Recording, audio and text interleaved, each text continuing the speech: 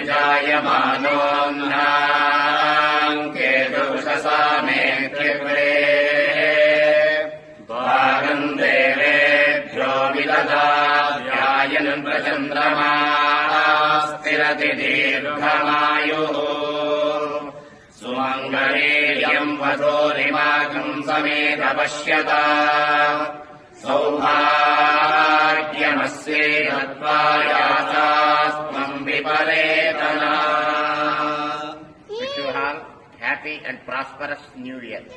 नूतन वर्षे सुख संतोष प्राप्तिरस्तु। नूतन वर्षे सर्वकार्य निर्विघ्नेन परिपूर्णता सिद्धिरस्तु। नूतन वर्षे देवाधिराज स्वामी कृपा कटाक्ष फल सिद्धिरस्तु।